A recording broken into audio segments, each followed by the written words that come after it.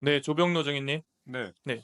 조병로 증인께서는 지난 10월 5일 서울청 생활안전부장이었던 증인은 그 백혜령 과장에게 전화한 사실이 분명히 있죠. 네, 그렇습니다. 경찰청장 인사청문회 지난번에 오셨을 때 증언한 바로는 백혜령 과장에게 세관 관련 내용이 나오지 않게 해달라라고 청탁을 한 바 있죠. 없습니다.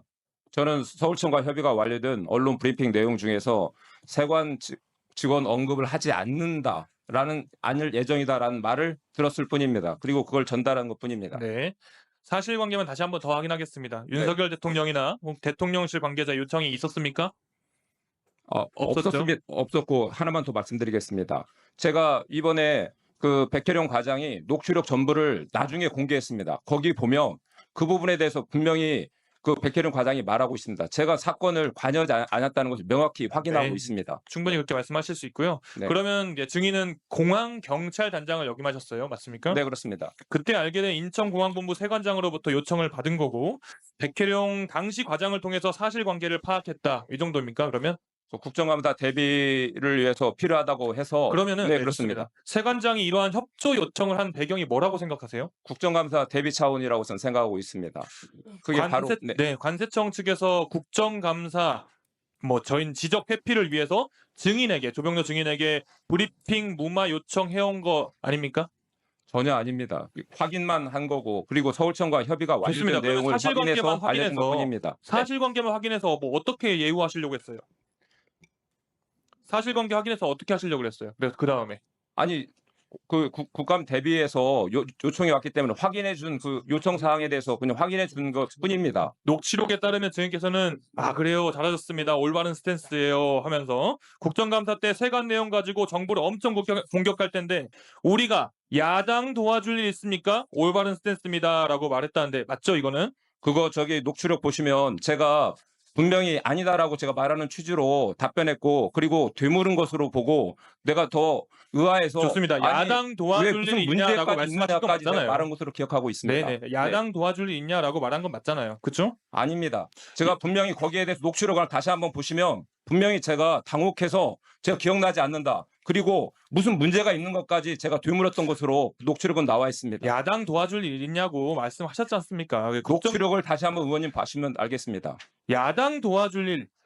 지금 증인께서는 계속 들어보시면 네. 증인께서는 야당이라는 표현을 안 썼다라는 거예요, 그러면? 네, 그렇습니다. 저는 기억나지 않는다고 분명히 제가 녹취록에 기억나지 말을 했고 너무 당황해서 제가 무슨 문제가 있느냐까지 되물었습니다. 오케이. 그거 다시 한번 확인해 보시죠. 알겠습니다. 조병로 증인의 입장을 그렇게 말씀하실 수 있다고 생각하고요. 세관이 마약류 밀반입자 선별에 실패를 한 겁니다. 일단 이 상황은 마약 걱정이 없다라고 했던 공항이 뚫린 거고요.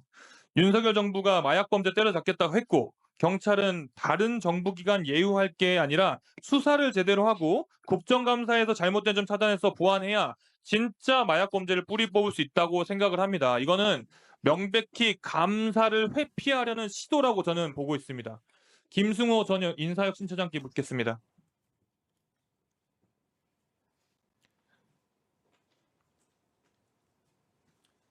예. 지난 2월인데요. 경찰청은 수사 외압이 인정된다면서 인사혁신처 중앙징계위원회에다가 조병로 경무관에게 경징계를 내려달라고 요청한 바 있죠. 네, 있습니다. 근데 인사혁신처는 수사 내용에 대해 언급하는 등 부적절한 통화는 맞지만 책임 물을 일은 아니다라고 불무처분을 내렸죠. 인사혁신처가 한 것이 아니고 인사혁신처의 비상설위원회 중 하나인 중앙징계위원회에서 결정을 한 그럼 것입니다. 중앙징계위원회에서 했으니까 인사혁신처는 상관이 없다. 아니, 관계는 있죠. 실무적으로 서포팅을 하니까 관계는 있지만은 네. 인사혁신처가 한 것이 아니고 그러니까 인사혁신처가 한게 중앙징계위원회가 아니라 의결을 한 것입니다. 그게 무슨 말씀이십니까 도대체? 인사혁신처가 한 게 아니라는 말씀을 하실 게 아니라 인사혁신처에 속해 있는 위원회에서 했으니 네, 인사혁신처가 한 게 맞습니다. 맞죠. 예, 그 말씀입니다. 예. 근데 저는 녹취록에서 나온 언급들이 사실이라면은 이는 명백한 국정감사 대상 제외를 목적으로 한 외압이라고 생각을 합니다. 윤석열 대통령께서도 검사 시절에 이런 지시를 압력으로 느꼈다라고 비슷한 내용의 말씀하신 게 있어요. PPT 한번 띄워주세요.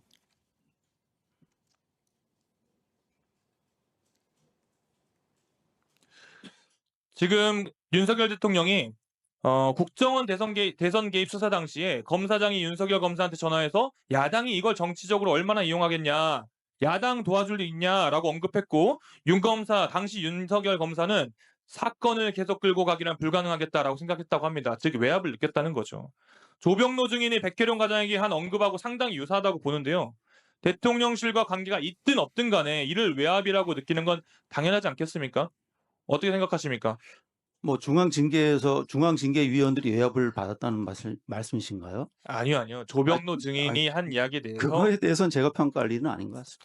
야당을 언급한 거 자체가 일단 문제라고 저는 생각을 하는데 증인께서는 이 전 인사혁신처장이셨잖아요. 그죠? 예.